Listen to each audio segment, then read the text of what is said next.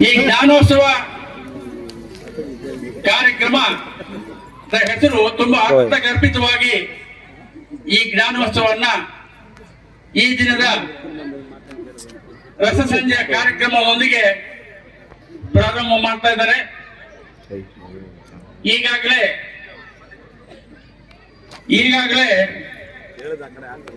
3-4 ದಿನ ಅತಿಥಿಗಳು ನಿಮ್ಮ ಸಮಯವನ್ನ ತೆಗೆದುಕೊಂಡು ಅನೇಕ ವಿಚಾರಗಳನ್ನ ಹೇಳಿದ್ದಾರೆ.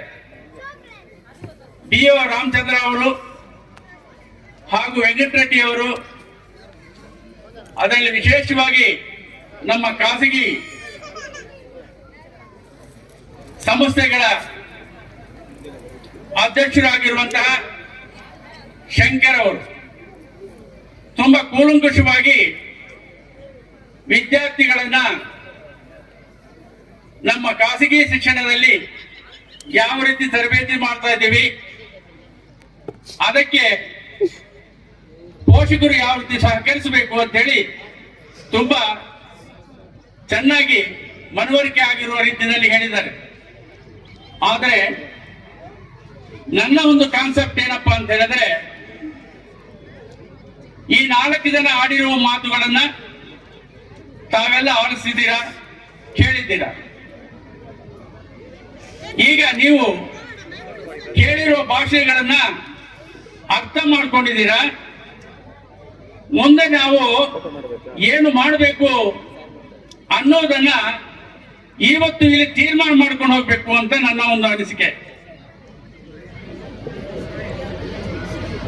ಪೋಷಕರು ಬಂದಿರುವುದು ಬರೀ ನಿಮ್ಮ ಮಕ್ಕಳ ಡ್ಯಾನ್ಸ್ ನೋಡೋಣ, ನಮ್ಮ ಮಕ್ಕಳಲ್ಲಿ ಇರುವಂತಹ ಕೌಶಲ್ಯಗಳನ್ನು ನೋಡೋಣ, ಸಂತೋಷ ಪಡೋಣ ಅನ್ನೋದು ಜೊತೆಗೆ ಇವತ್ತು ವಿಶೇಷವಾಗಿ ನೀವೊಂದು ತೀರ್ಮಾನವನ್ನ, ನಿರ್ಧಾರವನ್ನ ತೆಗೆದುಕೊಂಡು ಹೋಗ್ಬೇಕು.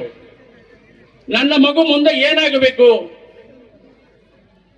ಆ ಮಗು ಆಗಬೇಕಾದ್ರೆ ನಾನು ಯಾವ ರೀತಿ ಮಗುವನ್ನ ಪೋಷಿಸಬೇಕು ಅನ್ನೋದನ್ನ ತಾವು ತೀರ್ಮಾನ ಮಾಡ್ಕೊಂಡು ಹೋಗ್ಬೇಕು.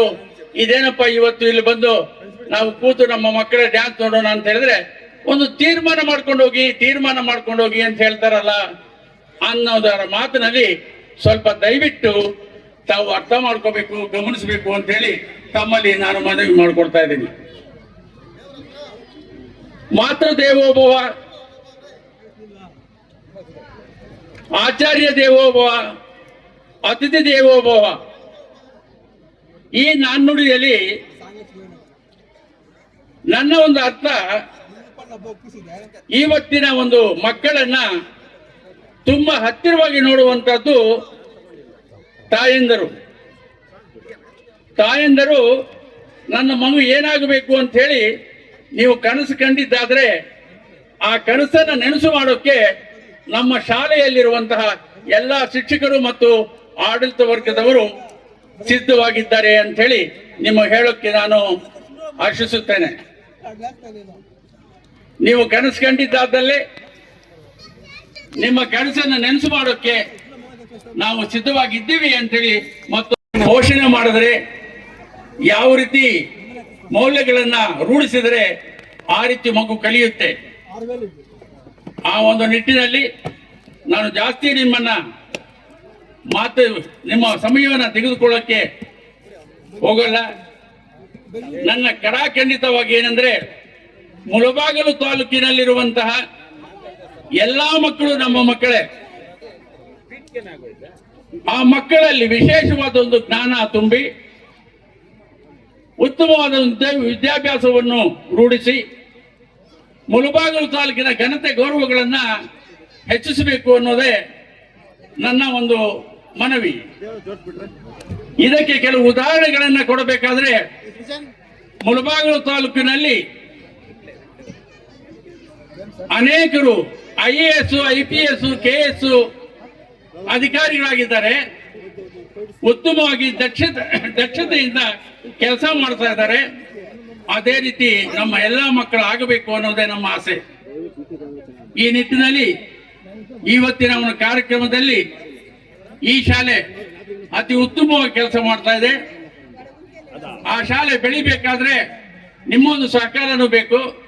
ನೀವು ಮತ್ತು ಈ ಶಾಲೆಯ ಆಡಳಿತ ವರ್ಗದವರು, ಶಿಕ್ಷಕರು ಈ ಶಾಲೆಯನ್ನು ಬೆಳೆಸ್ಕೊಂಡು ನಿಮ್ಮ ಮಕ್ಕಳ ಜ್ಞಾನ ಉದ್ಯೋಗ ಅಭಿವೃದ್ಧಿಗೆ ತಾವು ಸಹಕರಿಸ್ತೀರಾ ಅಂತ ಹೇಳಿ ನನಗೆ 2 ಮಾತುಗಳನ್ನು ಆಡಲು ಅವಕಾಶ ಮಾಡಿಕೊಟ್ಟ ನಿಮ್ಮ